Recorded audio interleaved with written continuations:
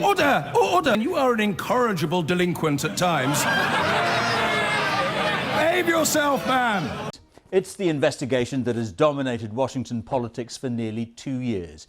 Today, the long-awaited 400-page report into alleged Russian interference in the 2016 US presidential election has finally been released. The investigation was carried out by Special Counsel Robert Mueller, a former FBI director. He examined two issues: whether President Trump colluded with the Russian government and whether he tried to obstruct subsequent investigations into the affair. Now, the report cleared President Trump of conspiring with Russia, but on the question of obstruction, the report didn't reach a conclusion. Our North America editor, John Sopel, is in Washington for us now. John. George, thank you. Well, here it is, all 400 pages of it, and it makes for riveting reading. The president using the strongest language possible when he thinks his presidency may have been fatally undermined by the Mueller investigation. And then again, later, when Donald Trump tries to have Robert Mueller fired, he orders his chief lawyer in the White House to go and, kill off the Mueller investigation. But the chief lawyer refuses and says he would rather resign than do that. What will this report change? Well, I think for those who never thought that Donald Trump should be president, they will still think he's unfit to be president. And those who admire him and support him will say there was nothing illegal went on, and this has all been a hoax and a witch hunt.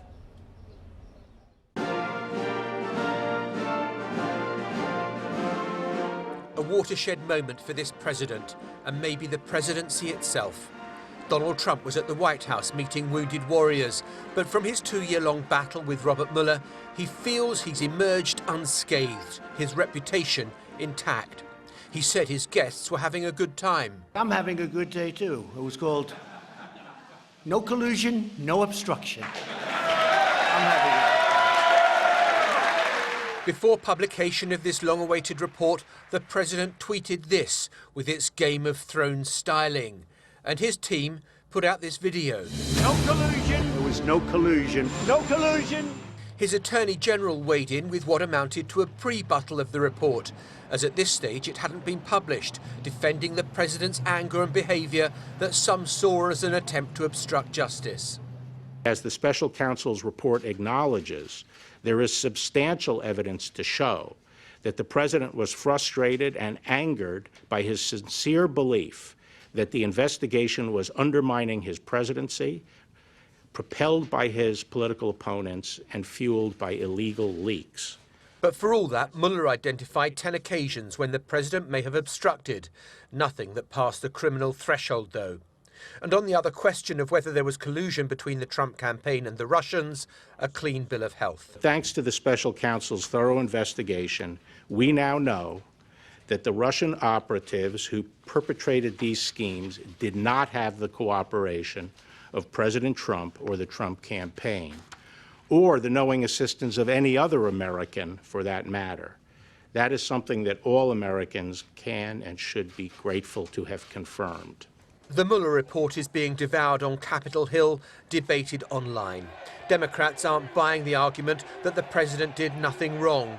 They think there's plenty to go at. And the one person who's going to be receiving more invitations to Congress than a Hollywood A-lister will be Robert Mueller. John Sopel, BBC News, Washington. The report may not have been the smoking gun that many Democrats were hoping for, but it still does not make entirely comfortable reading for Donald Trump.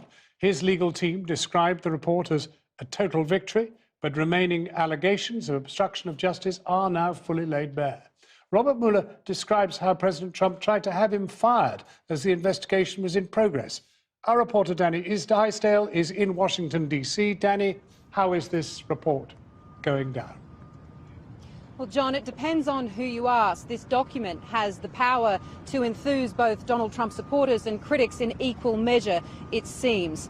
But that idea from the White House that this is the best day since Donald Trump was elected, well, they're still pushing that. They're still pushing total exoneration.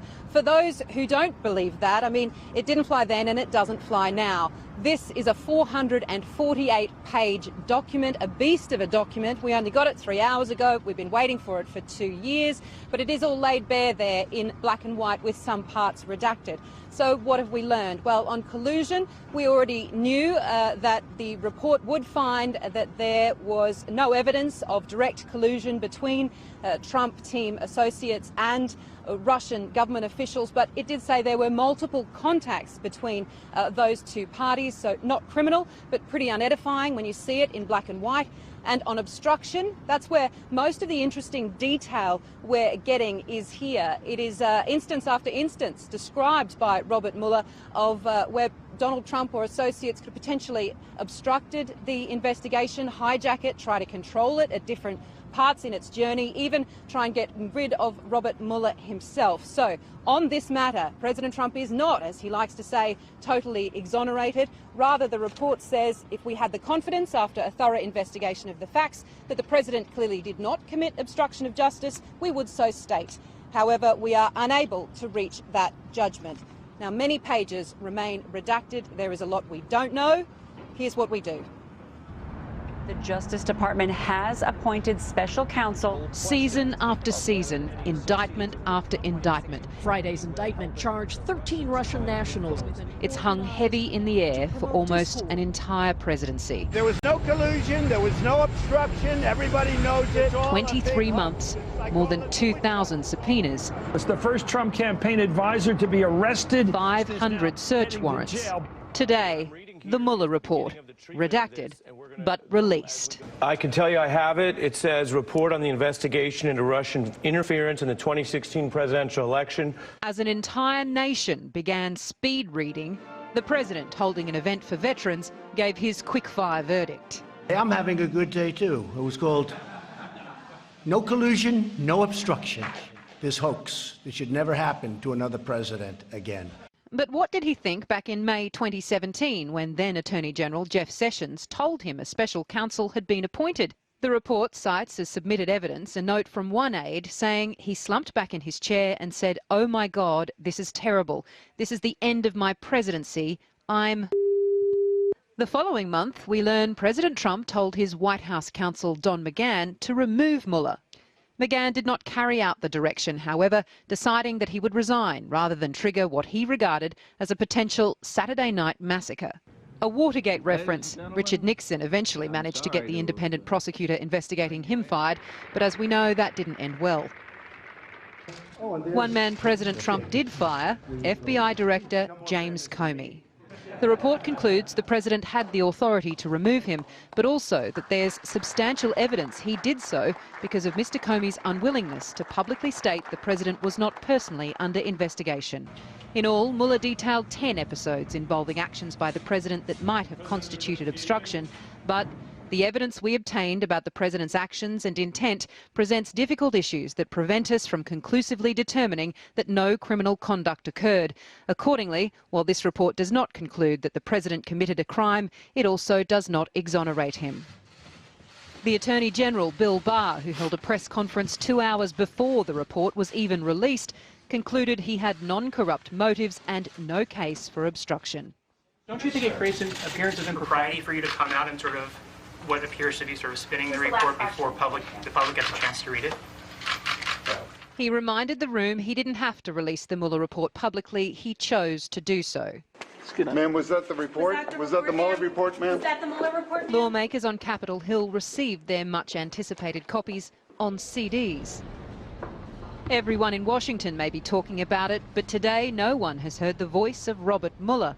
Through the whole process, he's remained quiet, save for the odd commencement address early on.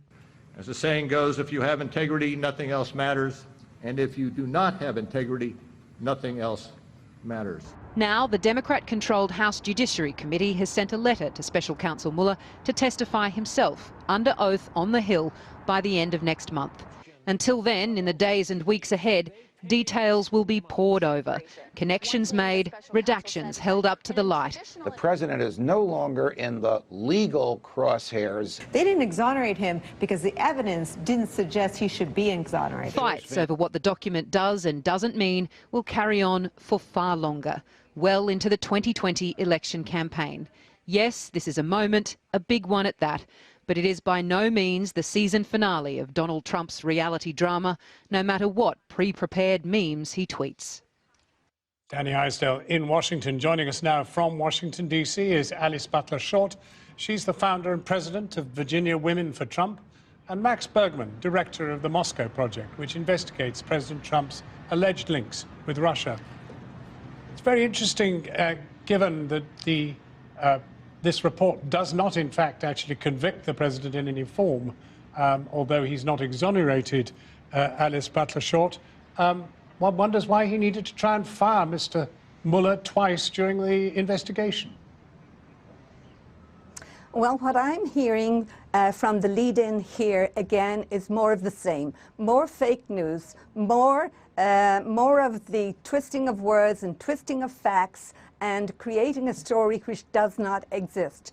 There was no collusion and there was no obstruction, period. So that is where I stand, and I haven't read the complete report, but if there was any criminal activity or any reason beyond this report to charge the president with anything, it would have been done. There was no collusion, there was no obstruction of justice, and the president can now move on and do his work for the American people, as he has been doing for the past 2 years. So in actual fact, Mr. Mueller has done him a great favor. One wonders why he tried to get rid of him. Mr. Mueller did his job. Other people did their job. The end result is no collusion, no obstruction of justice, and that is all we need to deal with today. This president is a strong man. He has been through 2 years of people trying to take him down, trying to take down a duly elected president, which was unprecedented, and he has been able to continue to work for the American people, and those of us who know him, who know the truth, who are not into fake news, know that, and we are as happy as he is today. Well, no, Max Bergman, it's interesting. I mean, he certainly discovers that there is plenty of activity between the Russians and the election campaign, though he doesn't identify exactly who was doing what. He doesn't, though, find that the president had any hand in those, involvements. Well, I'm not sure I entirely agree with that. No, I think your previous guest is just ignoring what's in the report. What's in the report, in fact, does show collusion. What Mueller decided is that it didn't amount to a charge of conspiracy. It's akin to identifying a mafia organization and saying, well, there's a lot of behavior here, but not quite being able to bring the legal charge of conspiracy. But what Mueller identified throughout the hundreds of pages in the report are contacts, meetings with Russian and Kremlin-linked associates with WikiLeaks. The Trump campaign, it is clear, knew that Russian intelligence hacked and stole this information and provided to WikiLeaks. And they actively sought out to connect with WikiLeaks. That, to me, is collusion. And on obstruction, what your previous guest notes is that Mueller didn't bring criminal charges. Well, Mueller is not allowed to bring criminal charges according to the Department of Justice. That is the job of Congress, to assess whether the president's conduct amounts to behavior that needs to be removed. And so Mueller was basically following the report from Jaworski in 1974 in Watergate, laying out the facts, and it's going to be up to Congress to make that determination. Well, Alice Butler-Short, you were trying to come in there. Yes, I was trying to say I never said he didn't bring criminal charges. I'm perfectly aware of the fact that it's not up to him to bring charges. It's only up to him to give the report, and that's what he did.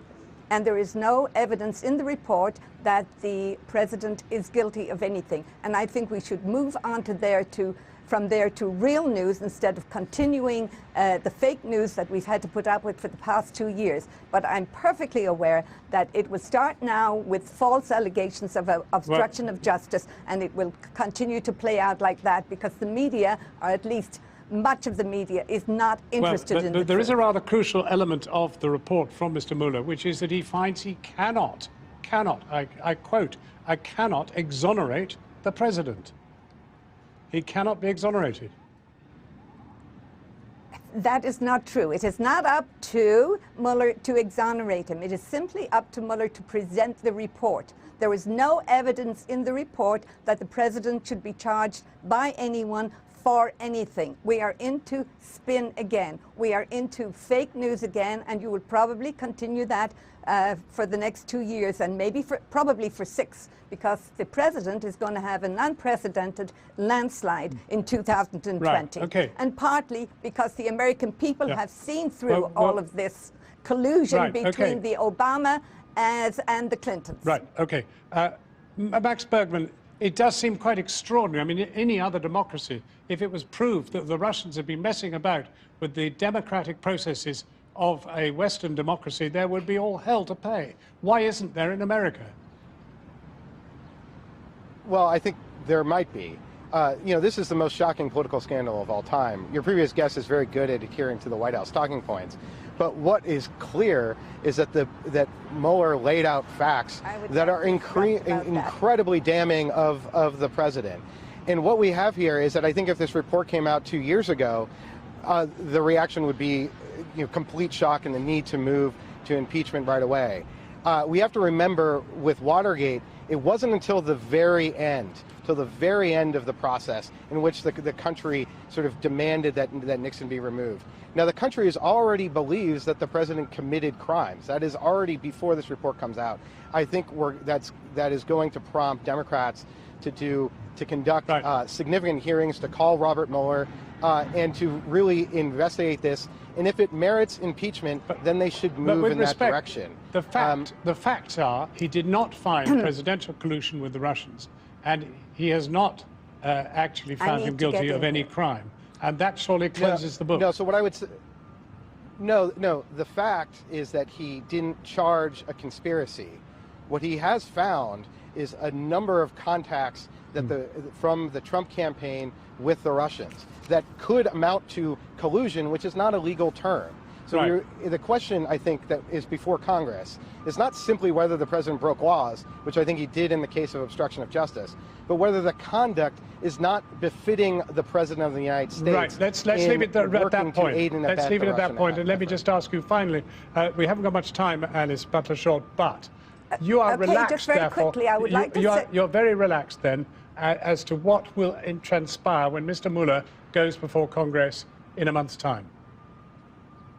Absolutely, and I would like to say I have no White House talking points. I do not represent the president here today. I represent myself, and I represent hundreds of thousands of women from all over the United States who knew before this report came out, just like the president knew, that there was no collusion and there is no obstruction of justice. And we are very, very glad that we have a strong man who has been able to stand up to all of this.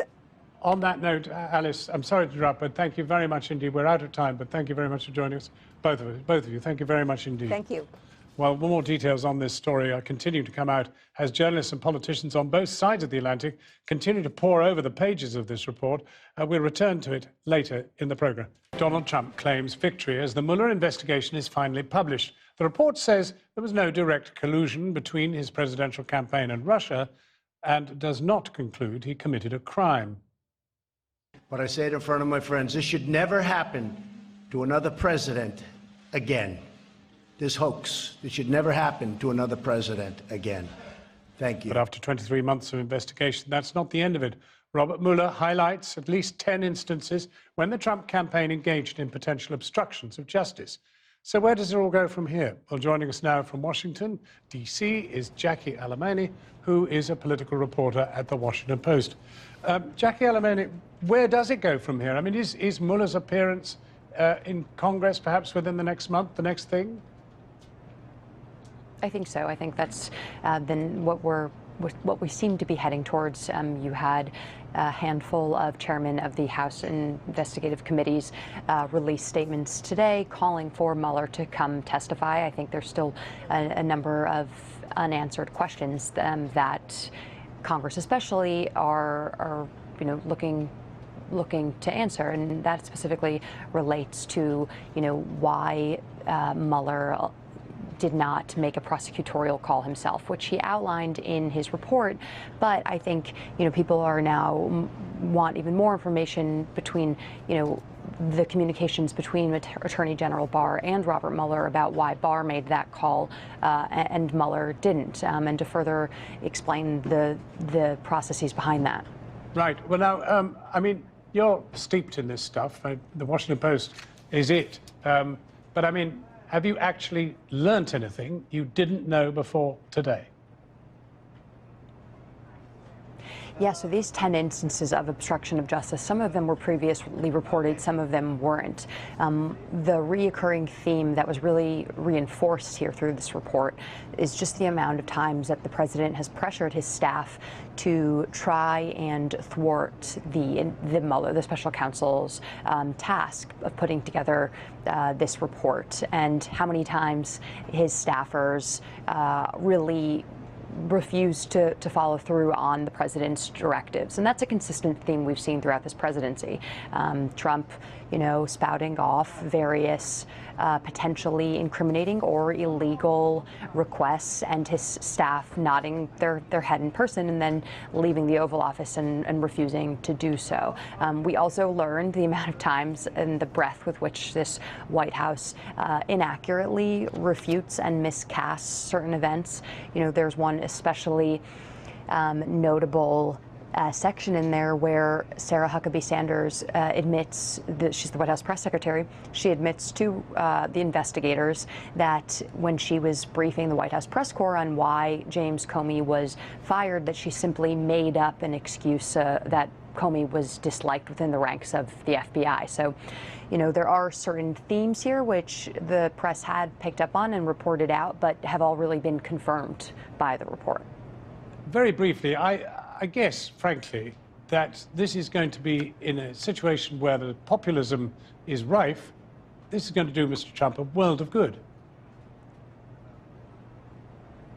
Yeah, well, I still think that the report actually stands to be a bit of a Rorschach test, right? It reinforces for Democrats that when you have listed actions of that the president has committed over the past 701 days, that the potential takeaway for Dems is that the president acted corruptly or potentially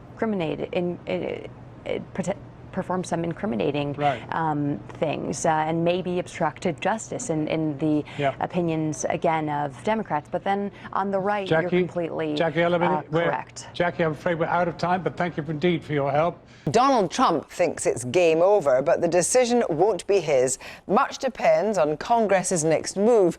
The Attorney General, William Barr, spoke this morning before the 400-page report was even released, essentially endorsing the president's battle cry of no collusion, no obstruction.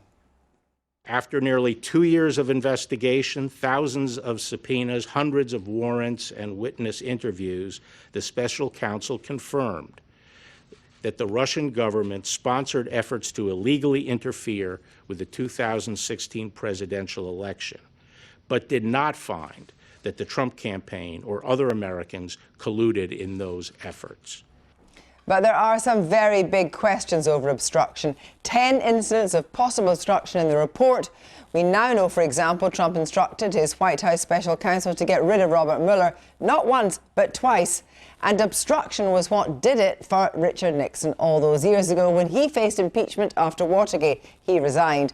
Will Congress impeach President Trump? He doesn't seem to think so. But the partially redacted report revealed Trump used some pretty foul language when he found out he used to be investigated by Mueller. Oh my God, he said, this is terrible. This is the end of my presidency. I'm fucked. I'm fucked. This afternoon, he was a bit more chipper. No collusion, no obstruction. I'm happy with it. There never was, by the way, and there never will be. But I say it in front of my friends, this should never happen to another president again. This hoax. Well, our diplomatic editor, Mark Urban, has been going through the report with a fine-tooth comb. Mark, first of all, is Donald Trump right to say he's been exonerated? Well, an awful lot of fascinating information in there on the Russian attempt to influence the election in 2016, details of how they used social media, details of how they passed stuff to WikiLeaks, some of that in the heavily redacted sections. Fascinatingly, you may recall that rally where Donald Trump called on the Russians and said, look, if you've got those emails, please could we have them? He's always said that was just a joke. 5 hours later, the Mueller report says there was a GRU, or Russian military intelligence, cyber attack on Hillary Clinton's office.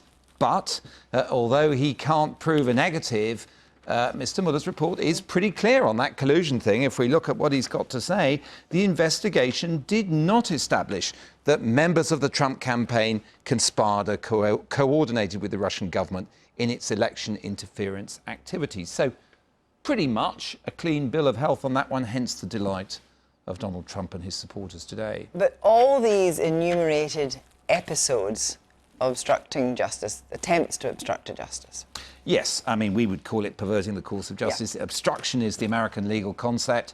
Also, lots of fascinating material in there about the sacking of FBI Director Comey, attempts to get his friend, the former Attorney General John Sessions, to de-recuse himself, to get involved, to try and steer the thing in a direction the White House wanted and try and end it. Fascinating details of a dinner with the Director of National Intelligence where the President had brought up the Russia investigation and asked him, that's the Director of National Intelligence, to contact Comey, the head of the FBI, to see if there was a way to get the investigation, get past the investigation, get it over with, end it, or words to that effect. All sorts of details in those 10 incidents about how the President tried to end it or steer it his way. So why isn't President Trump banged to rights over that stuff? Well, there's a key thing here, and I think many people who've been reporting this the past 2 years may not have got this, which was in the way he interpreted, Robert Mueller,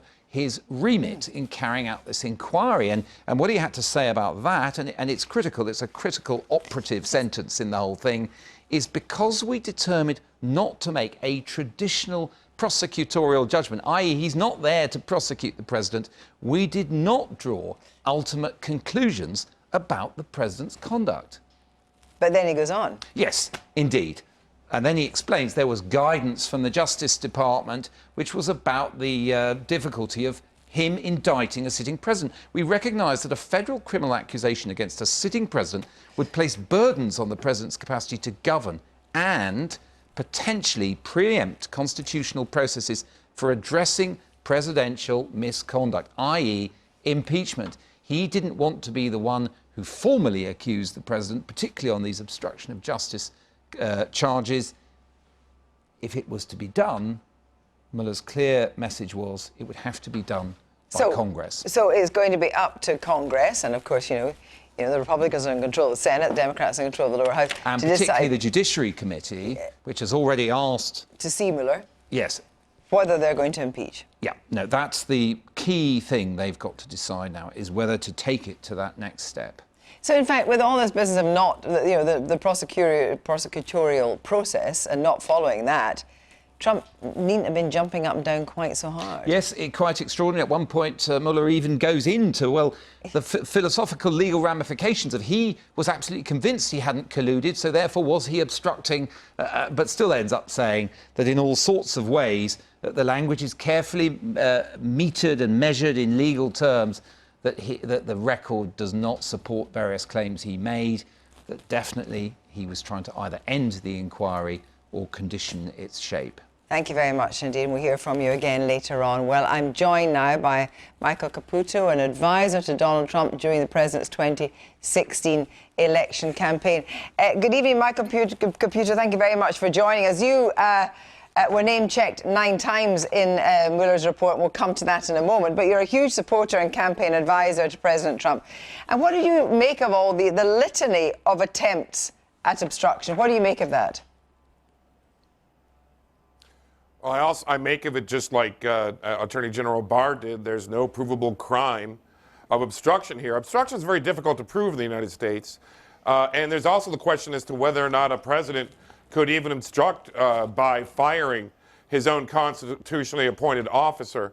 So I don't know that they would ever get to obstruction. But the fact of the matter is the Democrat prosecutors who were members of the Mueller investigation have laid breadcrumbs along a path for House Democrats to hold a series of hearings claiming that the president obstructed justice, and probably leading them toward an impeachment. But hang on. If you say to Donald McGahn, I want you to fire Mueller, and you say it not once but twice, that is interfering, that is obstruction. And then to say to McGahn, please say I never said that about Mueller. Just tell them I didn't say that. And actually, you could say that Trump was saved from more legal perjury because people refused, his staffers refused to do things that they thought were inappropriate and illegal. I appreciate your legal analysis of American laws. But at the same time, Mueller was still there to the end, wasn't he? The investigation went on and on and on, didn't it? And we have a report that's not necessarily good for the president today also. So apparently, if the president was trying to shut this thing down, it was a miserably failed obstruction, wasn't it? Well, tell me, in what way do you think it wasn't good for the president? You've just said it wasn't good for the president. In what way wasn't it good? Well, I think that even though most of these incidents that describe what some people say is obstruction were already known in the media, there's some new information here. Obviously, while the Mueller investigation was leaking a bit, they weren't leaking a lot. In a 400-page document, there are going to be stories that can be told. So with this report, we were always going to have a week or 10 days of bad news. But after that, it's all gone. But can I just be absolutely clear what you're saying just now? You're saying that it is not a problem if the President of the United States of America tries to get the man who's the special prosecutor fired not once but twice. You think there's no problem in that? I believe we'll find out whether there's a problem in that because the House Democrats are going to have that issue in front of congressional hearings, and they're going to bring people in to testify, including Mueller, Barr, and others. But I'm asking and probably Don McGahn, the one that the president... But I'm asking you what you What's think. that? You think that there is no problem with the President of the United States trying to get the special prosecutor fired not once but twice. Not what House Democrats, not what Nancy Pelosi is going to say, but what you think about it. Well, I'm not an attorney. I can't tell you the answer to that. Okay. And I'm not an expert on obstruction law, but I know it's very difficult to prove, and they're going to have a difficult time proving it in the House. But here's the thing. Today, after 2 years of singing the collusion song here in the United States, the Democrats are switching the entire script. And from here forward, we won't hear anything about collusion. It'll all be about obstruction. And like I've said for months, they're headed to an impeachment of the President of the United States. The Senate will never remove him, and the Democrats' impeachment game will cost them dearly at the polls in 2020. As I said right at the beginning, you were mentioned 9 times. You set up a meeting between Trump's long-term ally Roger Stone and a Russian to discuss material he had in Hillary Clinton. In the light of the report, do you worry that you were a pawn in that election? Well, it's curious, this reference to me in the report makes me think that this report is very, let's say, mischievous in many different ways. But because you did set the in meeting those up. several paragraphs about me, if you'll just let me answer, I'll tell you that the one thing that they missed 2 things in that recitation of what happened with me. First of all, they did not state that Henry Greenberg had been an informant for the FBI for 17 years. That's been proven without a shadow of a doubt that he was on the payroll of the FBI when he came to have that meeting, number one. Somehow that didn't make the report. And number 2, in the report, they were saying that Henry Greenberg alleged that I was at the meeting, but that I said that I was not. Interesting that the special counsel's office knew, beyond a shadow of a doubt, that I was in New York when this Florida meeting took place. But somehow that didn't make the report either. It's a mischievous report at the very least, and in some cases, like mine, they're lying by omission. Okay, thank you very much for joining us, Michael Caputo. Thank you very much. Well, now, let's not forget that despite Donald Trump being cleared of colluding with Russia, the report is full of evidence that the Russian state was interfering in the election. Afshin Retsani presents Going Underground for Russia today. Afshin, thank you very much for joining us. Just on that whole question that Russia clearly is mentioned many, many times in Mueller's report, it's pretty undeniable that Russia was trying to interfere in the presidential election. It's RT as well, not Russia Today, like it's not the Home Service here. It is a fascinating report. I should just say, first of all, and I'm sure, I'd hope everyone here at BBC Newsnight would agree, we want the unredacted version of this report. I think everybody wants the unredacted version. Absolutely, because I think that's really important. It has some sort of, I think it's a great report. Scholars will be looking into it much later on. There are amazing other things, Palestine, Israel, Singapore. On Russia, it just presents axiomatically, oh, Russia colluded with WikiLeaks, which of course WikiLeaks denies. There's a number of different. And then there's the Trump Tower, Moscow. There's a lot of different examples. Particularly, for example, Internet Research Agency in St. Petersburg, carrying out media campaign against Hillary Clinton and so forth. These are all detailed by Mueller over the 2 years. So it would be kind of strange to think that it didn't exist. As you said, I think you said to Glenn Greenwald, spy is spy. Different countries, why was Obama here over Brexit? Different countries want different things. It's always been denied by the Russian government, but it is noticeable here that WikiLeaks, and we've got to remember the founder is in a prison cell not far from here for jumping bail. Nothing to do with these sorts of accusations. We don't know whether the redactions are because of that.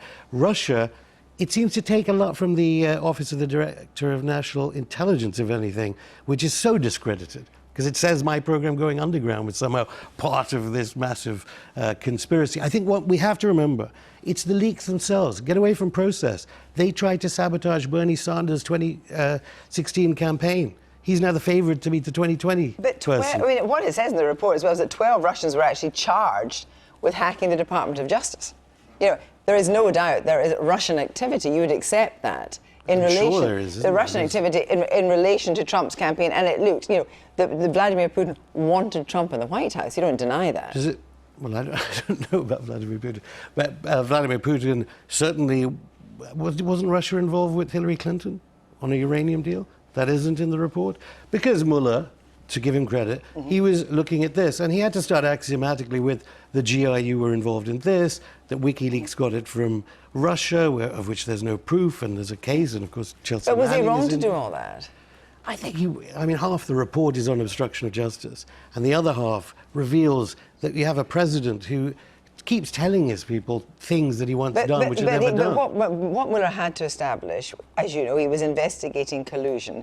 Now, he hasn't proved collusion, but what he has said repeatedly is there's a number of instances where the Russian state was involved in the election. Tell me what evidence he produces for the actual Well, for example, Democratic Party hacks carried out by GRU, Russian military units, and so forth. What's the evidence for that? Because we have denials. But this is in his report. We're just reporting what's in his report, and I wonder if you think that it's all deniable. It might not be. It might be the Russians. Yeah. Remember what Christian Ravenson of WikiLeaks said? He said, if Satan gives me information about corruption in the kingdom of heaven, I am duty-bound as a journalist to reveal it. Whatever the source of the information was, the American electorate needed that information to make an educated choice about whether Hillary Clinton had been sabotaging the primary campaign against Bernie Sanders. Do you think, looking back, that the Trump presidency has actually worked out well for Russia? Not very well at all, has he? And clearly, the diplomats all going, his increased forces in the borders of Russia, certainly not. And I think that's why I think we should all realize the Russia thing was a complete decoy. This was about the Midwest and jobs in the Midwest of America. Thanks very much indeed. Well, regardless of the facts of the matter, Donald Trump's future depends on politics, not just on Congress, the body with the power to impeach him, where the majority in the lower house is held by his opponents, but also at the ballot box. And there's a question for the Democrats too. In a report that falls short of accusing Trump of any criminality, should they concentrate on trying to bring him down, perhaps energizing their base, or simply move on and concentrating on winning back the White House? Here's Mark Urban again.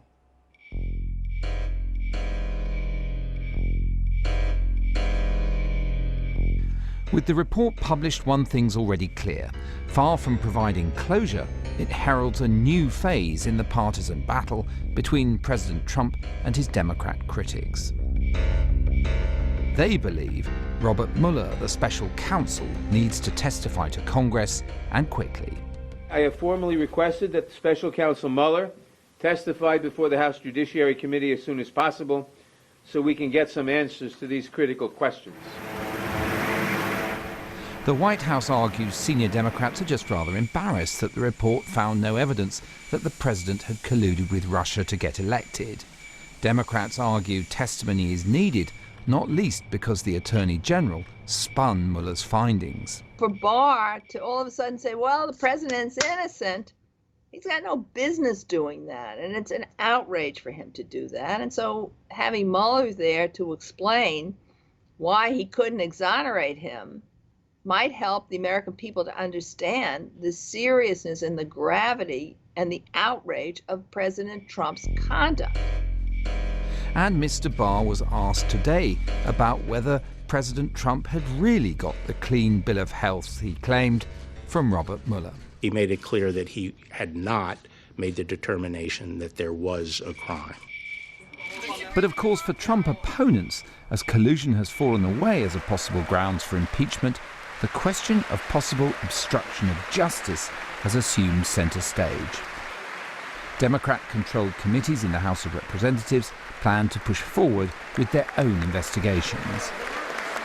Tampering with witnesses, trying to influence their testimony, trying to stop an investigation. I mean, these are very serious acts, and they're an abuse of power. Ultimately, though, the question of whether the House impeaches is a political judgment, balancing the low chance of success given Republican control of the Senate against the politics of pushing on. There will be no impeachment, and this report, although it will encourage some extreme Democrats to look for the possibility of impeachment, in the end, wiser and older heads will prevail. The Democrats will realize that it would be a political mistake to impeach based on this evidence, as it was a mistake for the Republicans to impeach President Clinton. And in the end, the election of 2020 will decide what the American people think.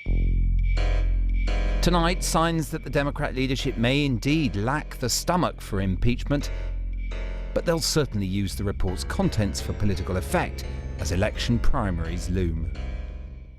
Mark Urban now to talk about whether the long-awaited Mueller report was a bombshell or a damp squib. I'm joined in the studio by former U.S. Deputy Homeland Security Advisor to President Obama, Amy Pope, and from Washington by Republican strategist and former Trump official Lauren Claffey, and former Chief of the Watergate Task Force, Richard Ben-Devenista. Good evening to all of you. Thank you very much for joining us. First of all, Richard, did Mueller do the best he could have done, do you think? Well, this is hardly a ringing endorsement for President Trump. We can all be relieved that there was no finding that he committed treason in assisting the Russians in corrupting the 2016 election. However, as far as obstruction of justice is concerned, there were 10 instances in this very substantial report that are laid out in chapter and verse for further inquiry. He left it to the Congress, as actually we did in Watergate, when we found evidence that President Nixon had conspired with others to obstruct the Watergate investigation and sent that evidence to the House of Representatives in a report that was called at the time the pathway to potential impeachment. And here, Mr. Mueller has done the same. He has provided evidence for further inquiry to show that President Trump did not succeed, perhaps out of incompetence rather than corrupt will, for example, in the firing attempt of Mr. Mueller through his counsel, Mr. McGahn. And of course, you know, exactly the same thing happened, of course, with Nixon when he tried to get other people to do his bidding to fire his special prosecutor as well. Do you think then that this... But the special prosecutor was fired. Exactly. Archibald Cox was fired. And Mr. McGahn may have saved President Trump's bacon by refusing to follow his instruction to have Mueller fired. Right. Let me bring in Amy Pope here. I mean, What do you think the Democrats should do now? You know, we're what, 18 months off from the 2020 election. Do they really, you know, Nancy Pelosi wants to see Mueller in front of that Justice Committee as quickly as possible. But is it really the time to go for impeachment? Is this what the public wants? It's a real question, but there are very serious allegations that are contained in this report. And the special prosecutor essentially says, look, my hands are tied because of the Department of Justice rules against prosecuting or indicting a sitting president. But Congress, you have the constitutional authority and the obligation to make sure that these charges are seen through. So I think Nancy Pelosi is going to be weighing making sure that she doesn't alienate the public against exercising her constitutional obligations. Yeah, and to be seen to be exercising constitutional obligations, knowing all the while that she doesn't take the Senate. That's right. I mean, inevitably, it is going to be very difficult. Well, you'll get impeachment because that's the House's role, but that doesn't mean he'll be convicted in the Senate, right? And so she has to make a calculation that it is worth laying out the charges to the American public. So ultimately, what will happen is that the voters will make a decision in 2020. Laura, from your point of view, what do you think Trump should do next? I mean, you're a strategist. What should he do? Yeah, I think he needs to move on from this as quickly as possible. I mean, in this instance, I do think that Amy was correct in to say that they probably won't bring impeachment charges against him because it's been so politically unpopular before, we saw with Clinton. But they are going to be using this pretty aggressively during the 2020 campaign. We're already in the swing of things. Big campaign season ahead of us. So I do think that Trump needs to move on. He needs to talk about other things beyond this. And honestly, he shouldn't have been talking about it so much to begin with, because if there was no collusion, and he was not colluding with the Russians this entire time, he only hurt himself, I think, in speaking so much about this investigation and the damage that it was doing to him. Do you think he took fright? I mean, it seems to be his extreme reaction to the idea of the special prosecutor in the first place, and then to, as you say, to create all this rumpus, to create all this sound and fury, but signifying something in this case, which appears to have been obstruction. You know, this firestorm was much of his own making. Yeah, I agree with that. I mean, they're alluding or claiming obstruction for a crime that wasn't committed, right? And so if he hadn't been so defensive in the beginning, he may not be in the situation that he's in right now. Ben, what do you think of that? Do you think he can put it past him so quickly? Do you think Nancy Pelosi's got a very, very tight judgment to make on whether to go for impeachment or not? Should she go for impeachment? Richard, sorry. You're asking me a political question. I think the inclination is not to, but there are other remedies. There could be something short of impeachment voted out. But the facts should not be left uninformed. We still have a report here that shows that a significant amount of evidence to suggest that there was a corrupt intent to terminate, to truncate, to obstruct the investigation of Mr. Mueller.